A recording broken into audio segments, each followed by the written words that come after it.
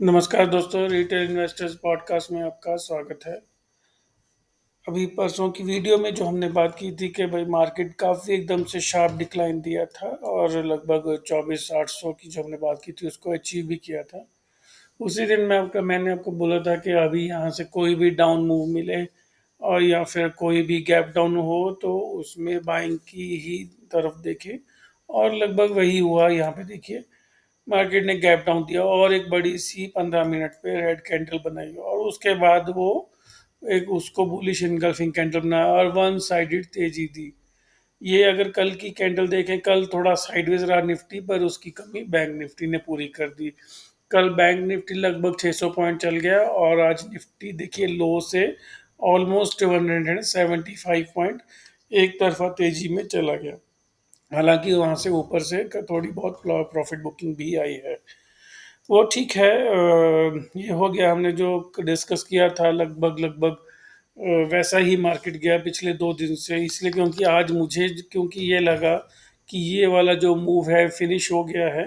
तो आज कल की और आने वाले टाइम की जो वीक बचा हुआ है वो उसकी बात करनी मुझे ज़रूरी लगी है। अभी देखिए, अगर हम लोग ये देखें कि दोबारा से निफ्टी जो है अपने जो इसका कंजेशन जोन था यहाँ पे, ये देखिए काफ़ी देर तक यहाँ पे समय बिताया, फिर यहीं पे सपोर्ट लिया, वहीं से ही रेजिस्टेंस लेके नीचे भी आया है।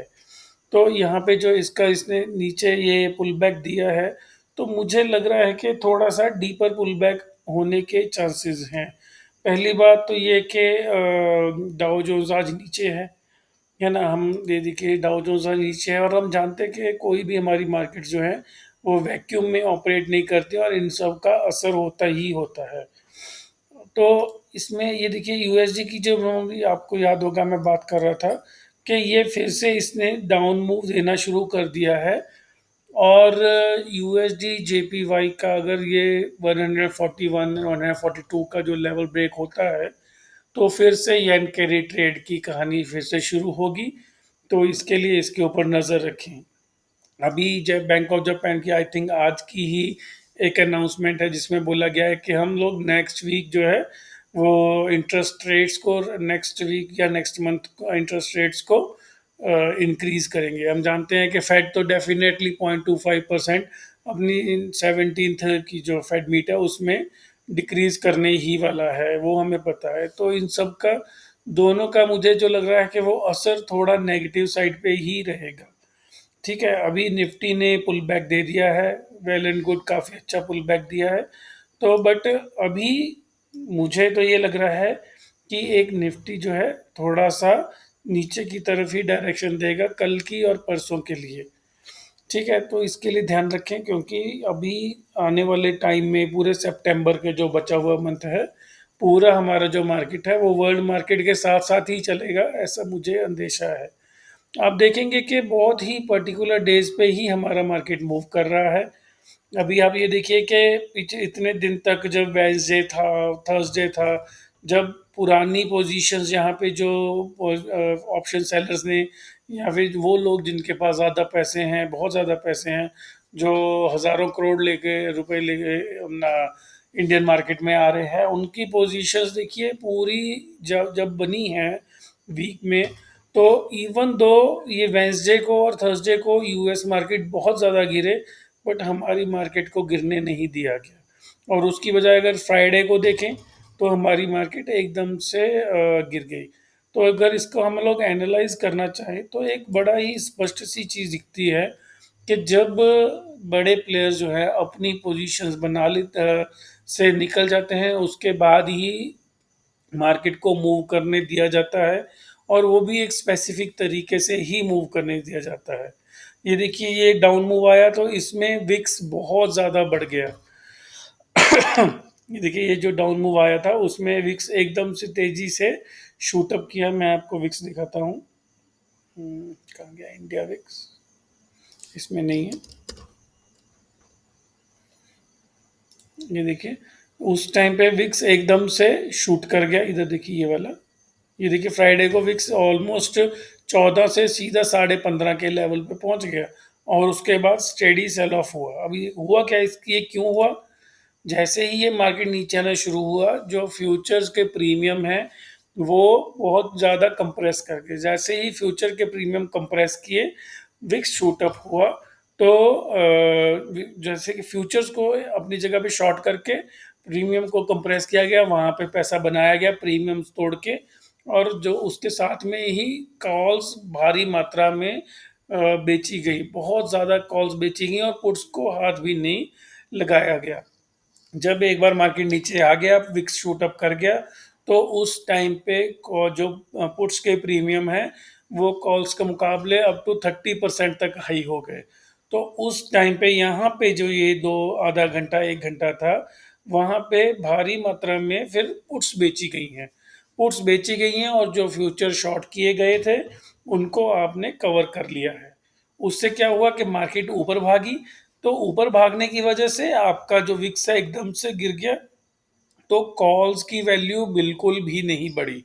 आज के बिलीव नहीं करोगे, ये जो 25,100 की कॉल है, यहाँ पे ये 24,930 से लेके 25,100 तक चला गया। और जो वो पर जो 25,100 की कॉल है, वो मुश्किल से 100 भी क्रॉस नहीं कर पाई। इतना ज़्यादा विक्स गिरने की वजह से उसमें मूवमेंट ही नहीं आया। इवन दो आपने कॉल्स लेके रखी होंगी, आपको इसमें फ़ायदा नहीं होता। तो इसके लिए जो भी इसमें ट्रेड लेने हैं, बहुत ही आजकल ध्यान से लेने पड़ेंगे इसको। अभी ये उतना इजी तो कहीं कभी भी नहीं था, पर मुझे लगता है कि अभी जो रूल्स ऑफ द गेम है वो थोड़ा चेंज हो गए हैं आजकल। जो एक्सपायरी, वीकली एक्सपायरी होने की वजह से, एवरी डे एक्सपायरी होने की वजह से, जो मूवमेंट है वो करंट पोजीशन जिसने बनाई है, जिसके हाथ में गेम है, उसके अकॉर्डिंगली ही पूरा मूव मार्केट को मूव करने दिया जाता है। ठीक है, इसके लिए आप मार्केट्स में ऑप्शंस खेलने के लिए थोड़ा सा केयरफुल रहें। मैं इसीलिए कहता हूँ कि आजकल स्टॉप लॉस लगाने से अच्छा है हेजेस लेके जाएं। सपोज जैसे कि एग्जांपल है, आज मान लो कि आपने सपोज के आपने कॉल्स ली होती, सपोज आपने 25,000 की, 25,100 की कॉल ली होती, 30 रुपये 35 रुपये की, जो देखा जाए तो 100 रुपये हो गई, बट वो 100 रुपये मतलब समझ लो 90 रुपये हो गई। बट जो डिफरेंस है वो 60 रुपये बढ़ा, जबकि उसके सामने निफ्टी 180 पॉइंट बढ़ गया है। तो वो जो 60 पॉइंट बढ़ा है, अगर आपने सिर्फ नेकेड कॉल खरीदी रहती तो आपको बहुत ज़्यादा फायदा नहीं होता। बट अगर आपने उसके सामने सपोज 23,300 की कॉल बेच दी होती, तो आपको जो आपका जो ये डिफरेंस है, जो विक्स गलने की वजह से आपको जो ऑप्शन में नुकसान हुआ है, फायदा कम हुआ है, आपकी उसकी काफ़ी हद तक भरपाई हो जाती। तो इसीलिए मैं हमेशा कहता हूँ कि हमेशा ही हैजेस लेके जाना आजकल के टाइम में ये ज़्यादा बेनिफिशियल है। ठीक है। तो ये निफ्टी की बात हो गई। बट अभी करंटली मुझे ऐसा लग रहा है कि एक कल का दिन देख ले, और यहाँ पे मार्केट बहुत ही ज़्यादा एकदम वही फिर से अपने क्रिटिकल पॉइंट पे पहुंच गई है। मुझे यही लग रहा है कि अगर ये 25,000 का लेवल, जो पहले भी इम्पोर्टेंट लेवल था, एग्जैक्टली आप देख सकते हैं, ये वाली यहाँ पे एक हॉरिजॉन्टल लाइन खींचते हैं, 25,000 का लेवल अगर तोड़ेगा निफ्टी, तो आप समझ लीजिए फिर से ये 24,800 के आसपास आने की तैयारी करेगा, और हो सकता है फिर से इस जोन को रीटेस्ट करे पहले। जबकि मुझे ऐसा लग रहा है कि अगर ये सेल ऑफ गहराता है तो ज़्यादा से ज़्यादा ये 24,600 तक भी जाता है, जाने की चांसेस हैं। बट जैसे ही ये 25,000 का लेवल ब्रेक करे, तो पहले 24,600, सॉरी 24,800, 850, जो हमारा पहले का लेवल था, फिर से उसी लेवल को रीटेस्ट करने आ सकता है। ये हो गई निफ्टी की बात।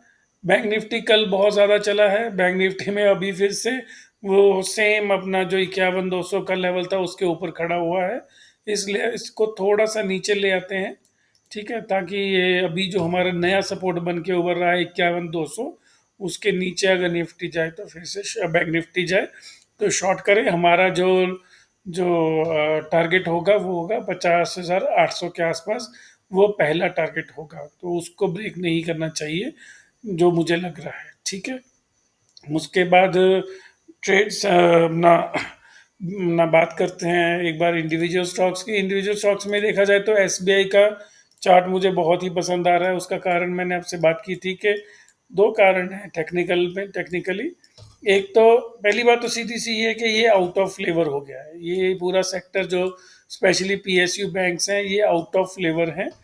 तो इसके लिए ये पूरा यहाँ पे अपना रीटेस्ट करने आया है प्रीवियस जो इसने चैनल ब्रेक किया था।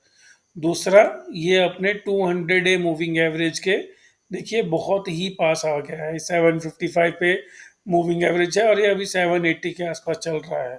अगर ये ब्रेक करता है यार यहाँ पे इसके आसपास आता है तो फिर यहाँ पे एक्यूमुलेट करना चालू करें और ये फिर नए हाइस की तरफ जा सकता है। हमेशा याद रखें कि जो लॉन्ग टर्म बुल मार्केट्स में होते हैं स्टॉक्स, जैसे कि ये स्टेट बैंक है इस टाइम, तो अगर कभी भी ये 200 डे मूविंग एवरेज के आसपास आते हैं तो वो बाइंग अपॉर्चुनिटी ही समझनी चाहिए, ना कि उसको एग्जिट।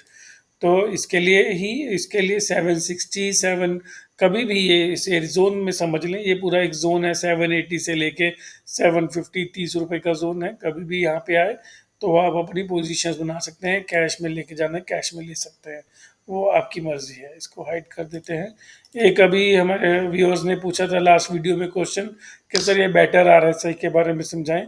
बेटर आरएसआई सिंपल है एकदम, आरएसआई ही है, उसको कलर कोडिंग कर दी गई है। ये फ्री इंडिकेटर अवेलेबल है, मैं यूज़ करता हूँ क्योंकि ये विजुअली एकदम से देखने पता चल जाता है कि हाइज कहाँ हैं और लोज कहाँ हैं। एक तो इन्होंने इसमें 80 की लाइन लगा रखी है और यहाँ पे नीचे 30 की आई थिंक, सॉरी 20 की लाइन लगा रखी है और बीच में एक ये बैंड दे रखा है। बैंड को भी आप एडजस्ट कर सकते हैं 60-40। तो आपको मल्टीपल लाइंस लगाने की जरूरत नहीं है और मल्टीपल आर से यूज़ करने की जरूरत नहीं है। तो इसमें बेटर आर एस में विजुअली है कि जैसे ही भाई ये ऊपर जाएगा 60, ये 70 के लेवल से ये रेड हो जाएगा और यहाँ नीचे आएगा 30 के लेवल से तो ये फिर से रेड हो जाएगा और बीच में ग्रीन रहेगा। ये 50 की लाइन है जो इन्होंने यहाँ पे ऐसे बना रखी है। तो कुछ नहीं है, विजुअली हेल्प करने के लिए है, ऐसा इसमें ऐसा कुछ खास नहीं है ये और ऐसा ही। और ये एक फ्री इंडिकेटर है, आप भी यूज़ कर सकते हैं इसको। ठीक है, तो उसके अलावा एक बार गोल्ड सिल्वर पे भी एक क्वेरी आई थी, गोल्ड सिल्वर की बात कर लेते हैं। गोल्ड हमने बात की है कि भाई ये तो ट्रेंड तो लग रहा है इसने ब्रेक कर दिया है, ये बस अपने दिन काट रहा है। जैसे ही ये 25,000 का क्या, ये 25,025 का 25,030 का लेवल ब्रेक करेगा तो वैसे ही ये फिर एक नई जर्नी की तरफ स्टार्ट हो जाएगा, जब जो इसको 2800 के आसपास 3,000 के आसपास भी लेके जाएगी। तब तक वेट करना ही ज़रूरी है क्योंकि हो सकता है कि जाने को कल चला जाए, वरना मोस्ट प्रोबेबली मुझे लग रहा है कि ये एक हफ्ता वेट करेगा जब तक फेड रेट कट की पिक्चर क्लियर नहीं हो जाती, उसके बाद ही गोल्ड में कोई नया मूव आएगा। ठीक है, इसके अलावा सिल्वर देख लेते हैं साथ में, इसके सिल्वर का रिक्वेस्ट आया था। ये रहा सिल्वर। एक बात आपको समझनी पड़ेगी, सिल्वर गोल्ड की तरह ही ऑपरेट करता है बट ये थोड़ा लैग के साथ ऑपरेट करता है। गोल्ड जब ब्रेकआउट्स दे देता है, सस्टेन करने लग जाता है, कई मंथ तक चलता रहता है, ऊपर चलता रहता है ऊपर। सपोज के ऑन एन एवरेज अगर गोल्ड और सिल्वर में 10% का, सिल्वर गोल्ड में 10% का मूव आएगा तो स्टार्ट ऑफ द मूव में सिल्वर में 2% 3% का ही आएगा। ठीक है, उसके बाद गोल्ड 20% का मूव देगा और सिल्वर 4-5% के मूव पे ही रहेगा। But towards the end of the move क्या होगा, सिल्वर गोल्ड को आउट परफॉर्म करेगा और गोल्ड से आगे निकल जाएगा। ये पिछले लगभग 40-50 साल का यही डेटा कहता है कि स्टार्टिंग में जब गोल्ड, देखिए गोल्ड ऑलरेडी देखिए काफ़ी मूव कर चुका है।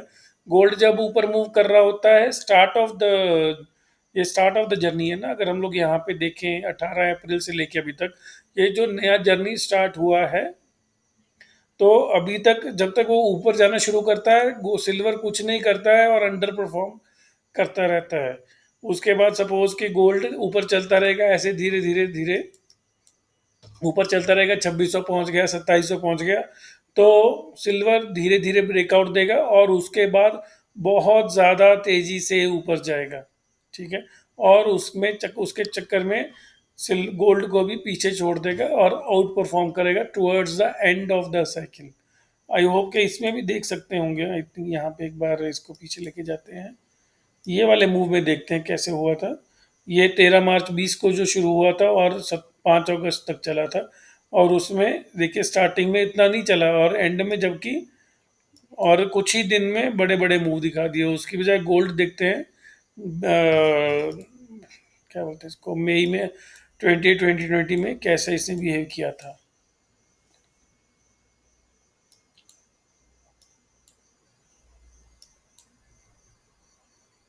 ये देखिए, इसने भी ऑलमोस्ट वहीं पे ही बनाया, बट उसमें एंड में बहुत बड़ी बड़ी कैंडल्स बनी है। जो इसने पहले बड़ी बड़ी कैंडल्स बना दी थी जुलाई में, इसने सिल्वर ने वो थोड़ा सा मेरे ख्याल से बाद में बनाई है।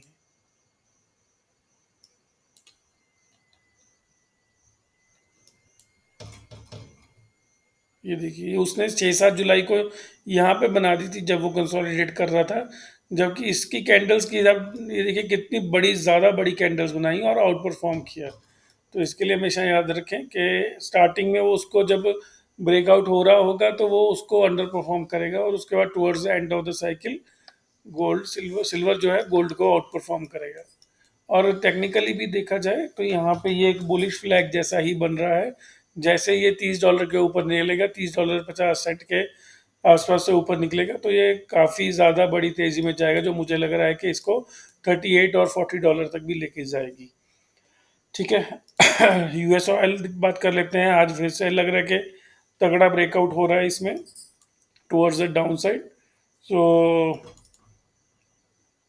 बहुत वीक है ये। इसकी वजह से ये, क्योंकि ग्रोथ स्केयर है वर्ल्ड में, इसके बारे में फिर कभी बात करेंगे। तो टू टू टेंस अभी भी वहीं पे ही है। काफ़ी ज़्यादा डिफरेंस बढ़ने लग गया है और सपोर्ट के आसपास नज़दीक आ गई है। तो सब कुछ जो है, मुझे लग रहा है कि जो 17th और 18th को जो फेड मीट है, उस पर काफ़ी कुछ डिपेंड करेगा आने वाला पूरा मार्केट का मूव। ठीक है। तो अभी आने वाले के लिए भी बात कर ली हमने निफ्टी बैंक निफ्टी की भी। अगले 1-2 दिन में थोड़ा सा नेगेटिव रहने के ही ज़्यादा चांसेस हैं, बट बहुत ज़्यादा कुछ नेगेटिव लग नहीं रहा है फिलहाल तक। बैंक निफ्टी में 24,800 के आसपास, और बैंक निफ्टी में जो सेट लेवल थे वो दोबारा एक बार डिस्कस कर लेते हैं। वही 50,800 के आसपास आने के ही चांसेस हैं। ठीक है। तो अभी प्लीज़ वीडियो को लाइक शेयर सब्सक्राइब करें, और चैनल, और कुछ भी कमेंट हो, क्वेरी हो तो प्लीज़ पूछें, और उसका मैं उसके बारे में ज़रूर बात करूँगा। Thank you.